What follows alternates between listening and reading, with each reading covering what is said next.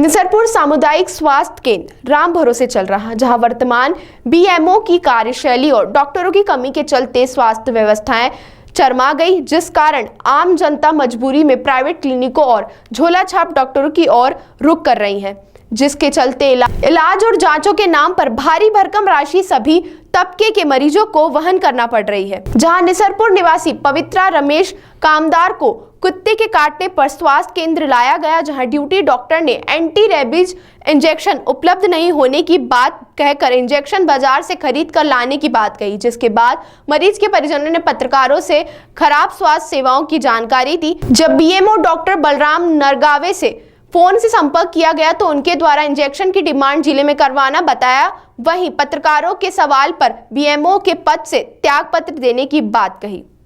हाँ, सर, ये अभी एक कुत्ते के काटने वाला मामला आया था जिसमें एंटी रेबीज इंजेक्शन लगता है, और ऐसे कई बार मामले आते हैं। तो कितना स्टॉक 6 माह का, 2 माह का, जितना भी स्टॉक आता है, कितना स्टॉक आता है? और अभी बीएमओ से बात हुई थी, वो बता रहे थे कि कुक्षी वालों को हमने इंजेक्शन दे दिए। तो यहाँ के जो मरीज है उन पर अब ये एंटी रेबीज मार्केट से लाने का दबाव बनाया जा रहा है, तो अपने यहाँ क्यों उपलब्ध नहीं है?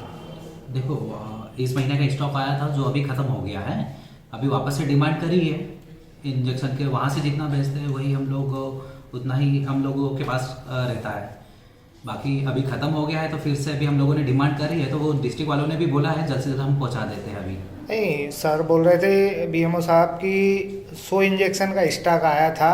सर, इतने ज़्यादा मामले निसरपुर के क्षेत्र में कुत्ते काटने वाले आते नहीं हैं, फिर भी इंजेक्शन का स्टॉक इतनी जल्दी ख़त्म क्यों हो जाता? क्या इसका लेखा जोखा है कि किन किन लोगों को इंजेक्शन लगाए गए इतने स्टॉक में से?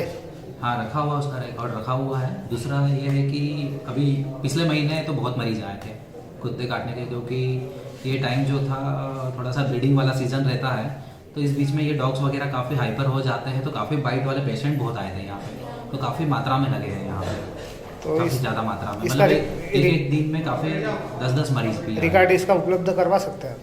वो रिकॉर्ड देखना पड़ेगा, वो रखा हुआ रिकॉर्ड में तो लिखा ही होगा पूरा। क्या मामला था? आप हॉस्पिटल में आए और कुछ बहस भी हुई आपकी? अभी थोड़ी देर पहले मैं गवर्नमेंट हॉस्पिटल में आया था निसरपुर में, तो मेरी माताजी को हाथ में कुत्ते ने काटा है। ओपीडी की स्लिप बनवा के ड्यूटी डॉक्टर के पास गया मैं, उनको जाकर बोला कि ऐसा ऐसा मामला था, हाथ पे कुत्ते ने काटा है। तो उन्होंने बोला इनको इंजेक्शन लगना है। इंजेक्शन लगना है, उन्होंने स्लिप में लिख के दिया है कि 60 डोज लगने हैं। तो 60 डोज लगने का उन्होंने बताया कि हमारे पास इंजेक्शन अवेलेबल नहीं है, आप मेडिकल पर जाके ले आओ। तो मैंने बोला कि साहब मेडिकल पर जाने के लिए क्यों? आपके यहाँ शासकीय व्यवस्था भी है, गवर्नमेंट हॉस्पिटल में अवेलेबल होना चाहिए इंजेक्शन, तो आपके यहाँ पर क्यों नहीं है? तो उन्होंने बताया कि यार हमारे पास 10 दिन पहले, 12 दिन पहले स्टॉक खत्म हो गया, हमने अभी स्टॉक बुलवाया है, तो आएगा फिर लगाएंगे। मैंने पूछा कब तक आएगा, तो बोले इसका कोई फिक्स नहीं है। आपकी उच्च अधिकारी से किसी से बात हुई थी?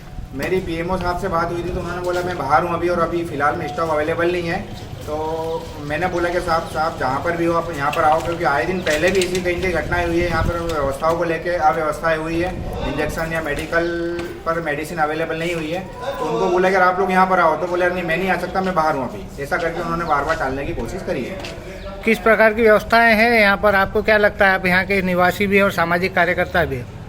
मैं समाज के सहयोग के लिए आए दिन कहीं न कहीं हॉस्पिटल में आते रहता हूँ, यहाँ की व्यवस्थाओं को देखता रहता हूँ। तो ये जो समस्या आज जो बनी है मेडिसिन को लेके, इंजेक्शन को लेके, यहाँ ड्यूटी पर डॉक्टर अवेलेबल नहीं है, ऐसी सारी व्यवस्थाएं कहीं ना आए दिन बिगड़ती रहती है। और इस संबंध में हमने बीएमओ साहब से बहुत सी बार बात भी करी, लेकिन हम करते हैं, संभालते हैं, व्यवस्थित करते हैं, इस तरीके से आश्वासन डाल दिया जाता है। तो ये जो आज हुआ, पहली बार नहीं हुआ। हमारे माननीय प्रधानमंत्री मोदी जी के द्वारा जो व्यवस्थाएं दी जा रही है, उस व्यवस्था को कहीं यहाँ पर दुरुपयोग भी किया जा रहा है, और डॉक्टर अभी टाइम पर अवेलेबल नहीं हो पा रहे हैं।